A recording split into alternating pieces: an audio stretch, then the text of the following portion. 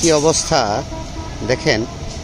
বৃষ্টির মধ্যে এই যে ঢালাইগুলো তারা কার্পেটিংয়ের যে কাজগুলো করছে, সংস্কারের কাজ, সেগুলো আসলে টিকবে? চাচা, এগুলো বৃষ্টির মধ্যে কি এগুলো টিকবে নাকি? টিকবে? এইটুকুই শেষ নাকি না আরো আছে? এই যে সামনে একটা গর্ত আছে, এই যে এইখানে গর্ত আছে, সবগুলোর মধ্যে দিবেন। মাঝখানে একটু ভালো করে দিন।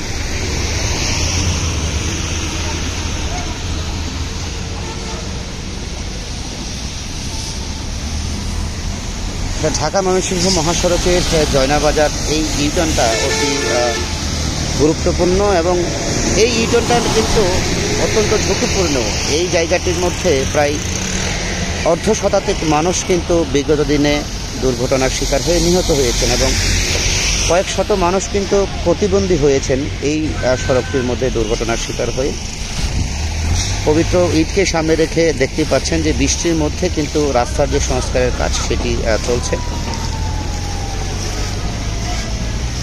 তবে এই যে সংস্কারের কাজ হচ্ছে, আসলে এটি বৃষ্টির মধ্যে কার্পেটিংয়ের কাজ করলে কতটুকু টেকসই হবে সেটি আমার হয়তো বা জানা নেই। তবে যারা সংস্কার কাজ করছেন তারা কিন্তু বলছেন যে বৃষ্টির মধ্যেও এই কার্পেটিংয়ের কাজ করলে সেগুলো টেকসই হয়। দেখতেই পাচ্ছেন যে ইতিমধ্যেই কিন্তু ঢাকা ময়মনসিংহ মহাসড়কের বেশ কয়েকটি জায়গায় কিন্তু আমাদের চোখে পড়েছে যে সংস্কারের কাজ করছে।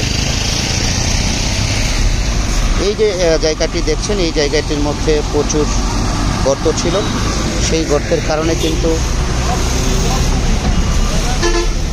বেশ কয়েকটি দুর্ঘটনা ঘটেছে।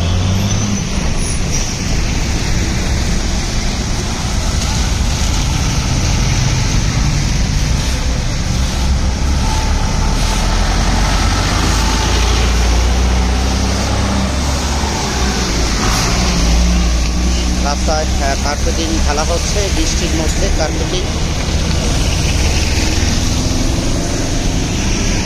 একদিকে বৃষ্টি, অন্যদিকে সড়ক ও জনপথ তাদের যে সংস্কারের কাজ সেগুলো কিন্তু করে যাচ্ছে।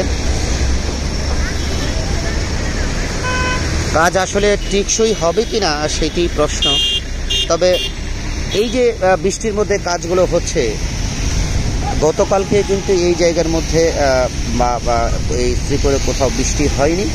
তবে বৃষ্টির মধ্যে তারা কোনো রকমে কাজ করে সেটাকে সংস্কার করে চলে যাবে। সরকারি কোটি কোটি টাকা কিন্তু এই খাতে কিন্তু ব্যয় করা হচ্ছে। তবে সরকারি টাকা ব্যয় করার যে টাকাগুলো ব্যয় করছে, সেই টাকাগুলো যদি সঠিক উপায়ে এবং সঠিক পর্যায়ে যদি ব্যয় করা হতো তাহলে কিন্তু এই জরাজীর্ণ অবস্থাগুলো কিন্তু আমাদের দেখতে হতো না। সুপ্রিয় দর্শক, দেখছিলেন যে বৃষ্টির মধ্যে ঢাকা ময়মনসিংহ মহাসড়কের সংস্কারের কাজ চলছে।